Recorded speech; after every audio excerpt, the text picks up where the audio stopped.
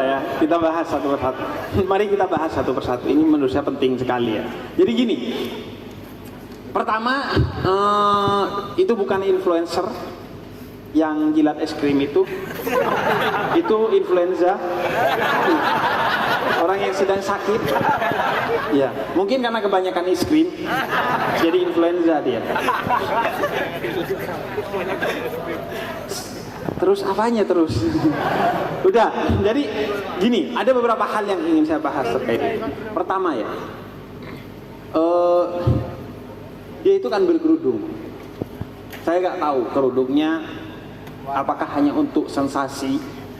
Karena kan tragedi itu soal tabrakan. Orang berkerudung melakukan aksi teatrikal yang maksiat akhirnya menjadi viral. Dan itulah kesalahan pertama kita di media sosial. Yang kita cari adalah viral. Sehingga apapun dihalalkan demi viral. Sehingga jualannya di media sosial hanyalah sensasi dan kontroversi, bukan prestasi dan introspeksi. Ya. Maka jangan pernah bermedia sosial itu untuk mencari sensasi dan kontroversi. Jangan pernah. Ini saya kasih tahu ya. Dulu ketika Nabi Ibrahim selesai membangun Ka'bah, Al-Quran menceritakan Allah meminta kepada Nabi Ibrahim untuk memanggil orang-orang untuk berhaji ke Baitullah. Kemudian kata Nabi Ibrahim, ya Allah, bagaimana aku memanggil dia? Memanggil mereka di seluruh penjuru dunia ini. Kemudian kata Allah, panggil saja, selebihnya itu urusan aku. Dan akhirnya sekarang setiap tahun 2 juta lebih orang berhaji karena panggilan Nabi Ibrahim. Beberapa abad yang lalu di padang pasir yang gersang dan tidak ada orang satu sekalipun. Jadi kalau Anda menyampaikan pesan-pesan Tuhan di media sosial, walaupun tanpa kontroversi dan sensasi, Allah yang akan mengatur sehingga Anda menjadi viral. Gak usah jualan sensasi dan kontroversi. Sebagaimana Nabi Ibrahim jerit-jerit sendiri di gurun pasir, disuruh Allah, beliau lakukan, dan akhirnya sekarang jutaan orang berhaji ke Baitullah. Karena Allah yang ngatur, Allah yang ngurus. Jadi bermedia sosial karena Allah, gak usah karena kontroversi dan sensasi. Selebihnya Allah yang ngurus agar Anda itu viral. Kalau memang Anda pantas viral, kalau memang Anda pantas terkenal, kalau memang Anda pantas centang biru, kalau Anda pantas untuk mendapatkan exposure, Allah yang akan atur. Serius. Saya itu gak pernah menikmati berada di kondisi ini. Karena saya itu betul-betul tidak pernah menikmati. Kalau Anda tanya kepada orang-orang di sekitar saya, misalnya kayak Gus Hasa, saya itu gak pernah menikmati berada di kondisi ini. Saya itu pengennya gak ngurusi kalian, ngurusi diri sendiri saya. Serius, saya tidak pernah menikmati ini. Anda lihat gaya saya itu penuh dengan malu-malu, terasa tidak nyaman dengan kondisi ini. Tapi ya ini amanah yang saya yakini Allah titipkan kepada saya. Problem kita itu merampas sesuatu yang tidak diberikan oleh Allah kepada kita. Seolah-olah kita bisa merampas dari Allah, padahal nggak bisa. Wa makaru wa makarullah wallahu khairul makirin. Anda mencoba-coba viral tanpa izin Allah, maka Allah akan habisi Anda dengan cara yang begitu mengerikan. Udah jalani aja dengan niat yang baik, Allah yang atur. Saya itu 2 tahun sebelum akhirnya saya muncul di YouTube itu mencoba bikin beberapa santri agar bisa menjadi influencer. Makanya nama YouTube saya bukan Habib Ja'far, tapi Jeda Nulis. Karena itu tidak dibuat untuk diri saya. Ada beberapa orang yang saya gak sebutin orangnya, itu awalnya saya siapin untuk itu. Tapi karena gak viral-viral, akhirnya ya udah. Dan semuanya itu berjalan begitu saja, gak pernah kita bikin-bikin. Pemuda tersesat itu Nggak tahu saya tiba-tiba itu kejadian dan viral. Login itu bercandaan tiba-tiba jadi viral. Semuanya Allah yang atur. Maka gini, Nabi Musa itu digelari kalamullah. Padahal Nabi Musa itu nabi yang paling tidak bisa kalam. Karena Nabi Musa itu cadel, lantaran makan bara ketika kecil. Nabi Musa itu kurang cakap berbicara, makanya diberi Nabi Allah Harun di sampingnya untuk menjadi juru bicaranya. Nabi Harun itu kata Gus Baha kan nabi proposal untuk nemani Nabi Musa agar bisa berbicara dengan baik kepada umatnya. Karena Nabi Musa itu bukan pembicara yang baik. Tapi kenapa justru dijuluki sebagai pembicara Allah, kalamullah? Karena Nabi Musa itu adalah seorang yang sangat baik dalam berbicara dengan Allah. Dan masalah kita adalah kita hanya belajar cara berbicara kepada manusia, tapi tidak pernah belajar cara berbicara yang diridhoi oleh Allah. Kita hanya punya kursus-kursus public speaking, tidak ada satu kursus God speaking. Sadar nggak? Public speaking yang ada di pikiran kita. Gimana sekiranya viral? Pakai kata ini, pakai kalimat ini, pakai tema ini. Itu aja, gak pernah dipikirin aspek God speakingnya. Yang kita pikirin selalu public speakingnya. Gimana agar orang senang, bukan gimana agar Tuhan senang. Sehingga orang makin tidak dibikin senang oleh Tuhan kepada Anda. Karena pola pikir Anda hanya nyenengin orang lain. Makanya saya tidak pernah sedikit pun mau nyenengin Anda ketika ngomong.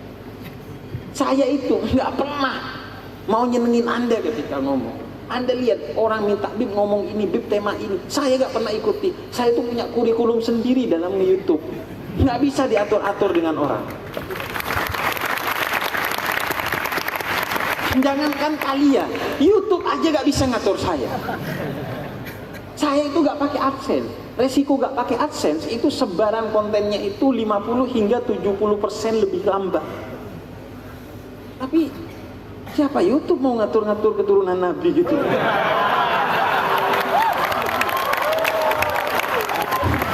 Saya itu 5 tahun gak pakai AdSense, gak pernah pakai AdSense, dan insya Allah gak akan pernah pakai AdSense. Gak apa-apa YouTube gak dukung saya, tapi Allah bersama kita. Itu omongan motivator ini. Jadi begitu. Kita itu hanya belajar public speaking, tidak belajar God speaking, sehingga selamanya tidak akan pernah mencuri perhatian manusia, karena manusia itu berada di bawah kuasa Tuhan. Serius. Saya itu gak pernah mempertimbangkan omongan orang atau permintaan orang dalam dakwah saya.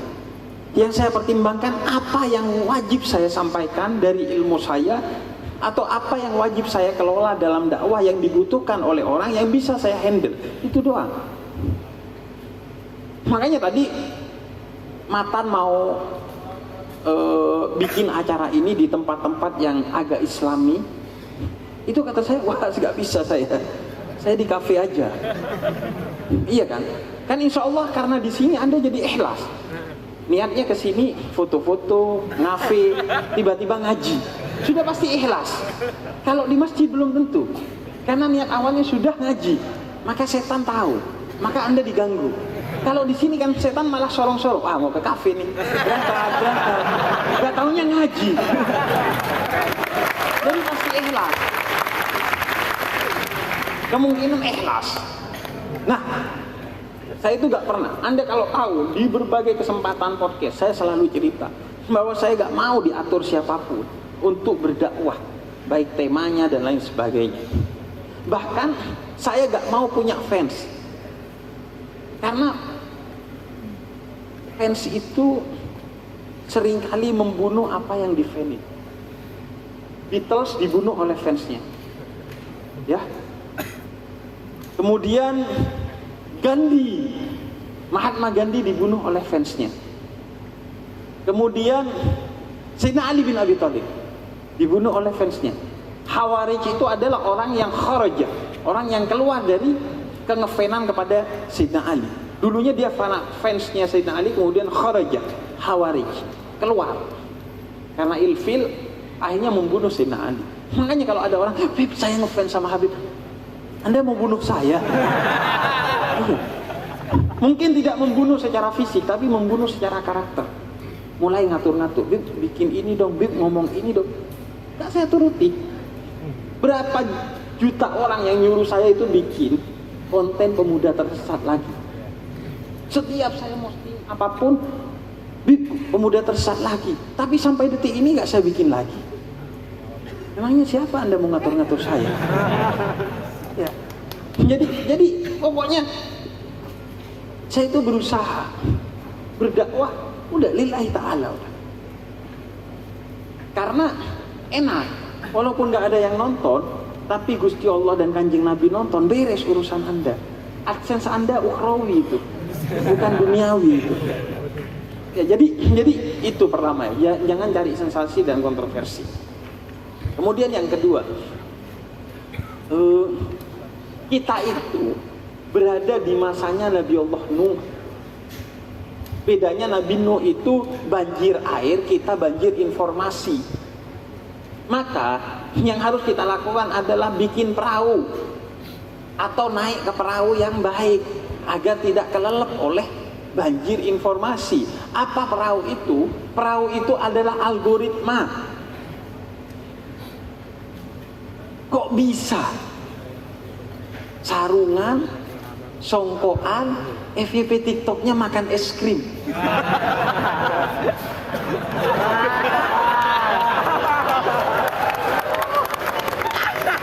Iya, iya kan? Maka bikin perahu yang baik, naik ke perahu yang baik. Jangan biarkan algoritma Anda itu sesat dan liar. Sehingga scroll TikTok, scroll tiba-tiba ini neraka ini. Iya, algoritma itu tergantung Anda. Maka Anda lihat, saya itu sering gonta-ganti akun YouTube. Akun YouTube untuk nonton ya, bukan yang jeda nulis. Kenapa? Karena begitu algoritmanya saya gak suka, saya ganti. Ulang dari awal sampai algoritmanya sesuai dengan yang saya suka. Sehingga isinya apa yang saya suka. Dan gak mesti ceramah. Ya hiburan, tapi hiburan yang saya suka, yang konstruktif, edukatif, revolusioner dan lain sebagainya. Begitu juga TikTok apapun itu kan algoritma itu kan suara hati kita ya. Di tengah disinformasi, di tengah arus informasi yang begitu membanjiri kita, kita disuruh milih. Sekali, dua kali, tiga kali kita milih, oleh algoritma dianggap kita suka kepada hal itu, sehingga dijejali terus. Makanya makan es krim ada di HP dia. Karena sebelumnya sudah ada makan es krim yang lain yang dia tonton. Serius. Itu nafsu. Itu nafsu.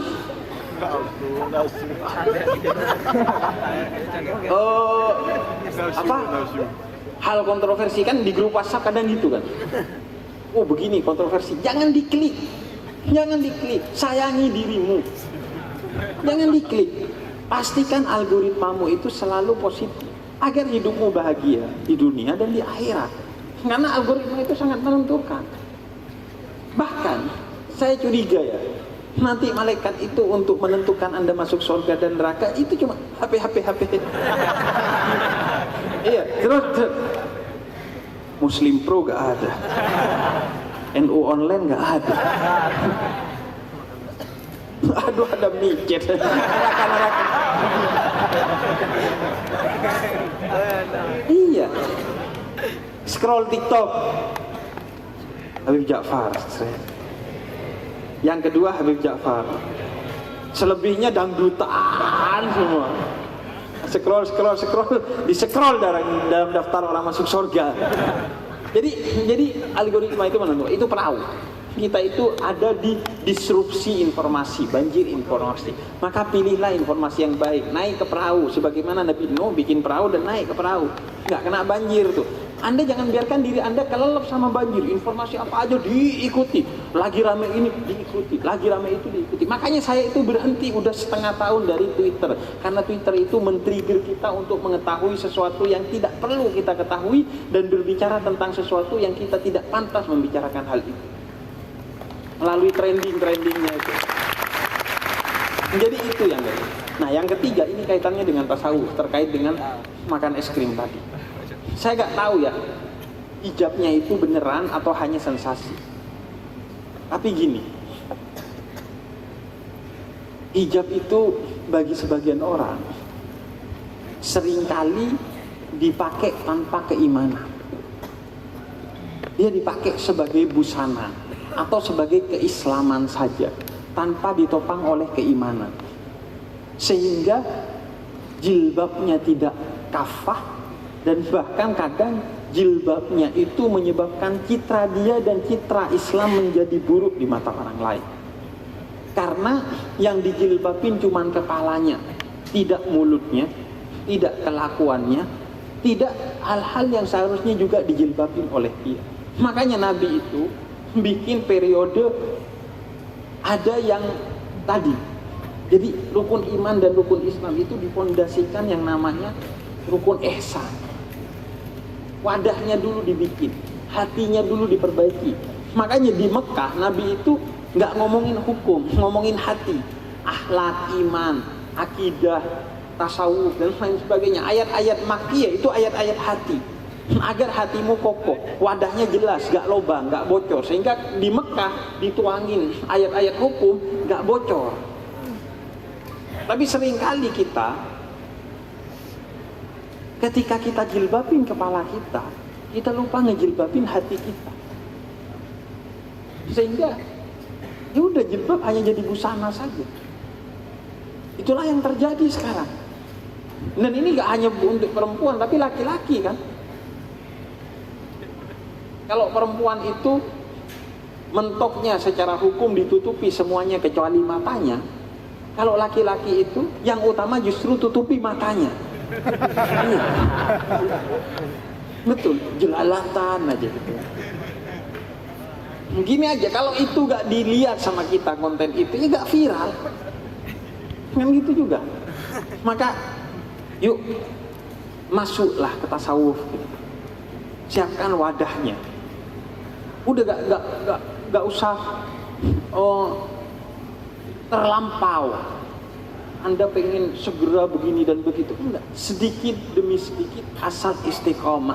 Karena istiqomah itu adalah pintu menuju karomah. Begitu kata Nabi Muhammad. Jangan banyak tapi musiman. Maka udah sedikit demi sedikit aja yuk. Dan hormati spiritual journey setiap orang. Hormati perjalanan spiritual setiap orang. Jangan menganggap, gua kuliah udah jilbaban, lu kok belum jilbaban? Saya ketika SMA udah pesantren, kamu kok gak pesantren? Atau, dia udah jilbaban, saya kok belum jilbaban nih? Jangan pernah mengukur perjalanan spiritualmu untuk menjadi ukuran bagi kamu menilai perjalanan spiritual orang. Dan jangan pernah menjadikan perjalanan spiritual orang sebagai ukuran bagi perjalanan spiritualmu. Jalani perjalanan spiritualmu secara enjoy, setahap demi setahap, sendiri, karena itu pengalaman pribadi Anda dengan Tuhan. Itu jalan. Tidak usah peduli sama orang lain. Pokoknya Anda berjalan aja setahap demi setahap tanpa peduli omongan orang lain. Saya itu kalau peduli omongan orang lain udah berhenti dari dulu. Habib kok gini gitu. Itu banyak tuh komen. Habib kok gini. Akhirnya saya bikin stand up comedy show judulnya Habib kok gini itu. Ya. Makin dikritik makin jadi. Iya, karena tadi God speaking bukan public speaking. Gak ada urusan kita sama manusia.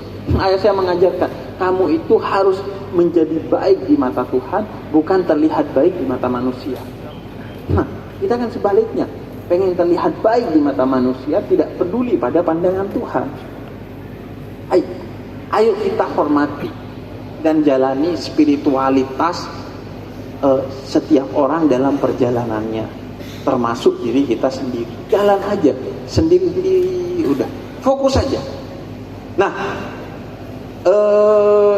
kemudian yang mbaknya tadi ya, soal hijrah itu ya Pak, saya kok jadi soal hijrah Pak ya, harus memulai dari mana ya?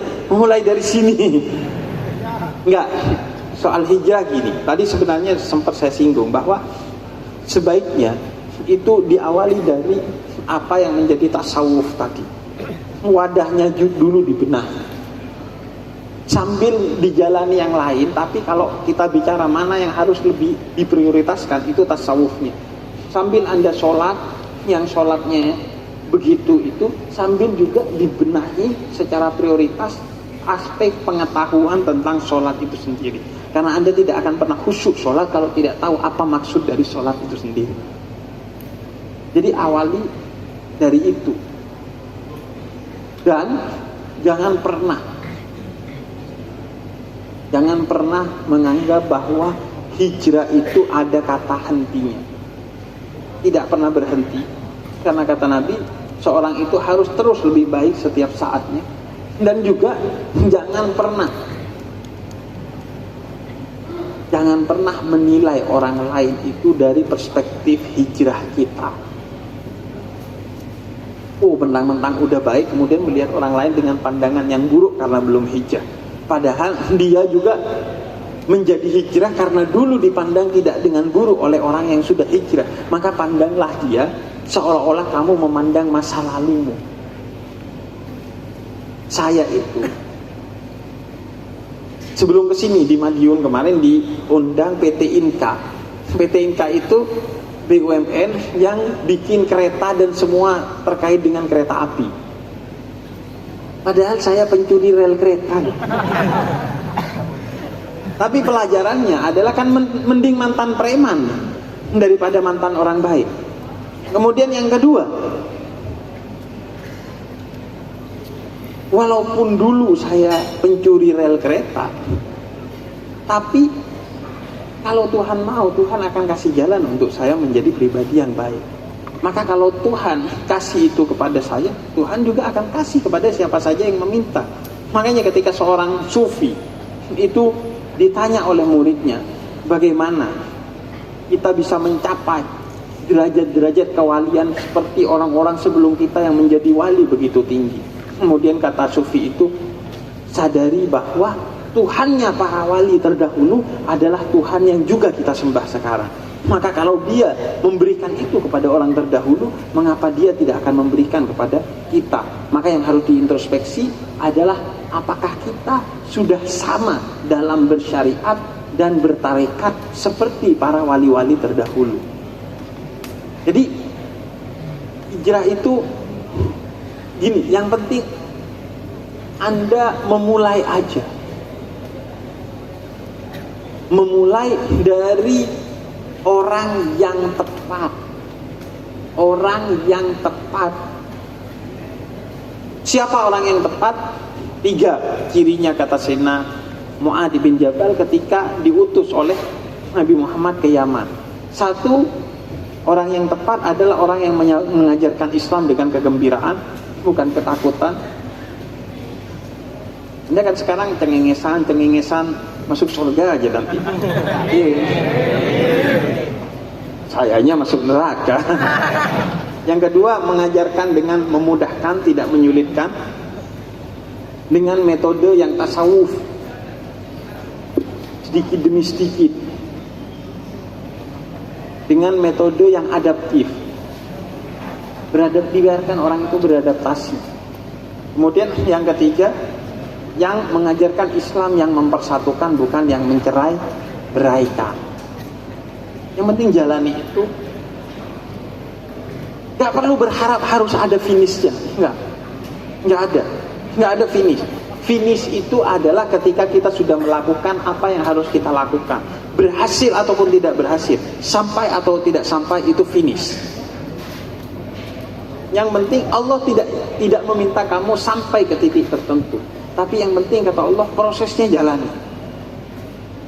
Jangankan kamu yang muslim, yang non muslim sekalipun, Kalau dia terus mencari dan tidak pernah sampai kepada Islam, maka kata Imam Ghazali, dia dihukumi sebagai ahlul fitrah, orang yang tetap berada dalam kesucian fitrahnya, sehingga dia tetap akan mendapatkan keselamatan di akhirat.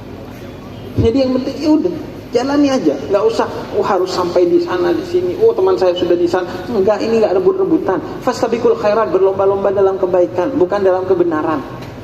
Berlomba-lomba aja dalam kebaikan. Apa yang bisa kita lakukan? Bukan, lebih benar saya, lebih benar Anda. Enggak. Tapi dalam kebaikan aja. Baiknya saya segini, baiknya dia segitu, terserah. Yang penting Allah itu tidak minta kita untuk menjadi yang terbaik, tapi Allah minta kita untuk menjadi yang selalu berbuat baik. Karena khairun nas anfa'uhum linnas, sebaik-baiknya manusia yang berbuat baik kepada manusia lain. Nggak perlu jadi yang terbaik, yang penting terus berproses secara baik. Karena pada akhirnya surga itu tidak ditentukan dari banyaknya ibadah kita, tapi rahmat Allah dalam melihat ketulusan kita. Walaupun banyak, tapi kalau Allah tidak merasakan ketulusan dalam yang banyak itu, ya kualitasnya segitu. Tapi walaupun sedikit, tapi jos gitu ketulusannya.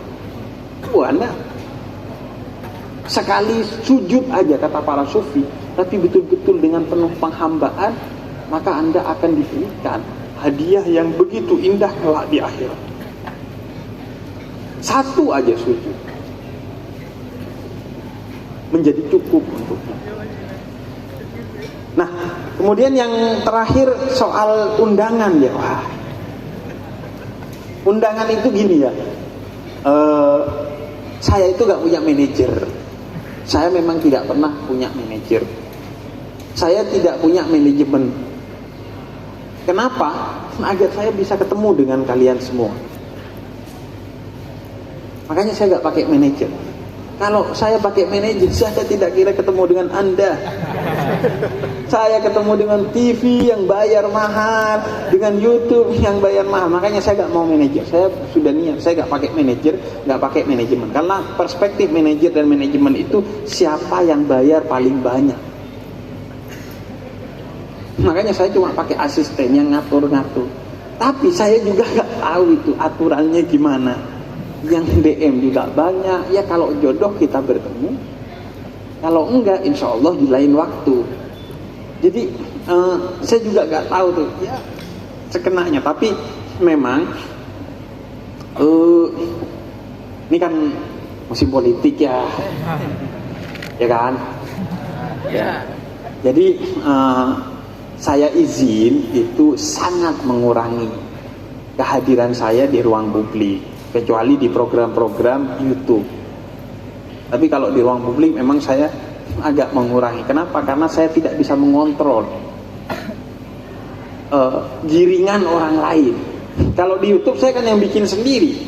Kalau di sini kan kita gak tahu nih, ini tiba-tiba panggung politik kan kita gak tahu. Serius. Makanya saya itu sangat mengurangi.